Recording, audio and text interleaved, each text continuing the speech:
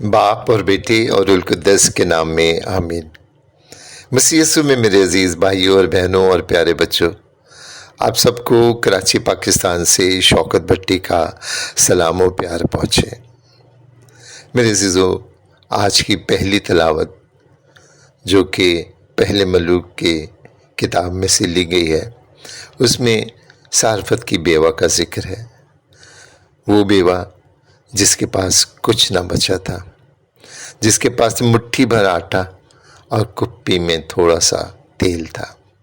ایسے میں خدا کا بندہ الیاس نبی اس سے روٹی مانگتا ہے اور وہ اسے کہتی ہے کہ میرے پاس یہ آخری مٹھی بھر آٹا اور کپی میں ذرا سا تیل ہے۔ یہ وہ ساز و سامان ہے جسے کھانے کے بعد میں اور بیٹا مر جائیں گے، ہمارے پاس کچھ نہیں۔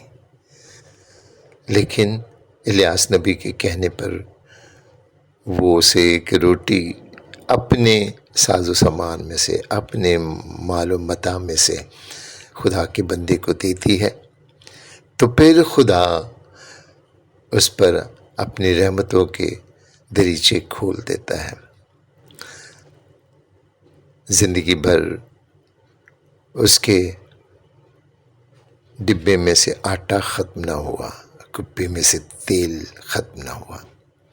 میرے عزیزو، اسی طریقے سے آج کے انجیل مقدس میں بھی خداوند یسوع مسیح نے ایک بیوہ کو دیکھا جس کے پلو میں 2 سکے تھے، اور اس نے وہ سکے خدا کے حضور میں نظر کر دیے اور اپنا دامن جھاڑ کر خدا کی طرف دیکھا ہوگا۔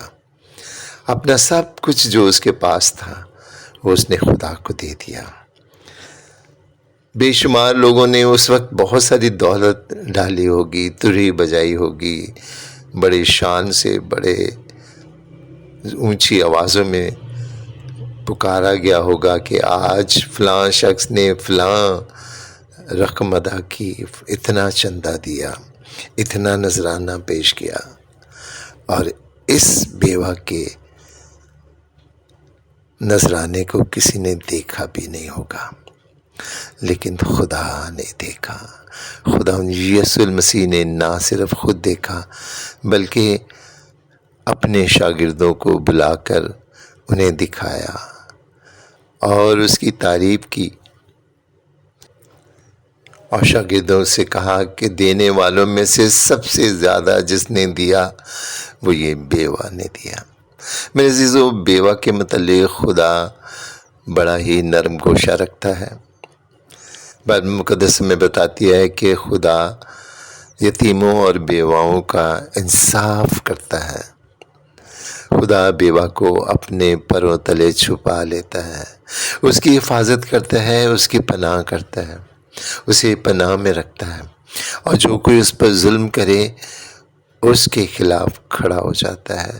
اس لیے میرے عزیزو، کبھی بھی کمزوروں پر ظلم نہ کرے، کیونکہ خدا ان کے ساتھ ہے، خدا ان کو دیکھ رہا ہے، اور ان سے برا رویہ رکھنے والوں اور اچھے رویہ رکھنے والوں پر وہ نظر رکھتا ہے۔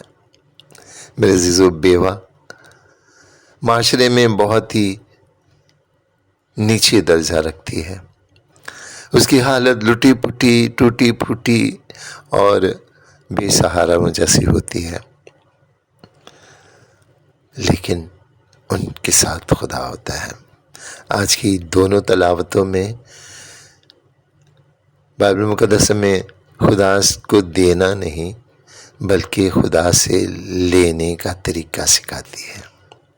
بائبل مقدس ہمیں بتاتی ہے کہ دینا لینے سے مبارک ہے۔ جب ہم خدا کو دیتے ہیں تو خدا اپنے آسمان کے دریچے ہمارے لیے کھول دیتا ہے۔ خدا کو ہمارے نذرانوں کی ضرورت نہیں۔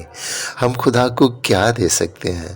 کروڑوں اربوں خربوں روپے بھی دے دیں تو خدا کے سامنے وہ کچھ نہیں، ایک مٹھی بھر مٹی کے برابر ہے، کیونکہ خدا کے پاس جو کچھ ہے اس کا ہم اندازہ نہیں لگا سکتے۔ دنیا میں ہی اگر دیکھیں تو بے شمار قیمتی معدنیات سب اسی کے ہیں، یہ زمین و آسمان سب اسی کے ہیں۔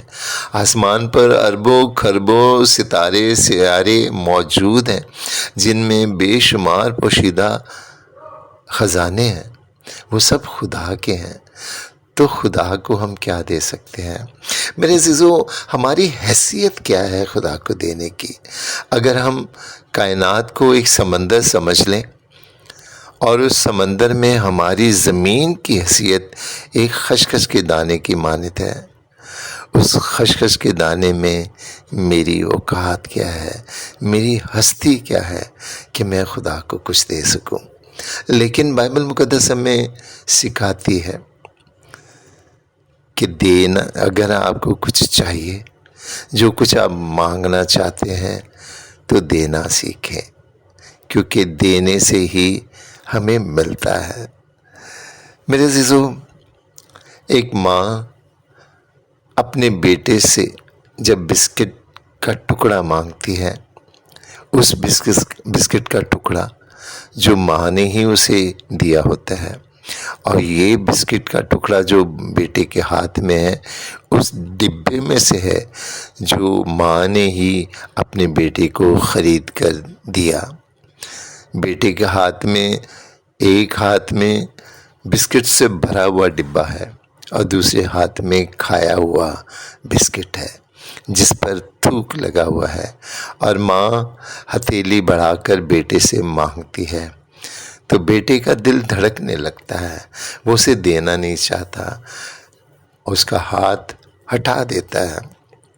پھر اس کے دل میں خیال آتا ہے کہ یہ بسکٹ تو ماں نے ہی دیا ہے، تو وہ اس کھائے ہوئے بسکٹ کو توڑ کر تھوڑا سا حصہ ماں کے ہاتھ پر رکھ دیتا ہے، اور ماں وہ بسکٹ کا ٹکڑا کھاتی نہیں ہے بلکہ بیٹے کے منہ میں ہی ڈال دیتی ہے، اور ماں خوش ہوتی ہے۔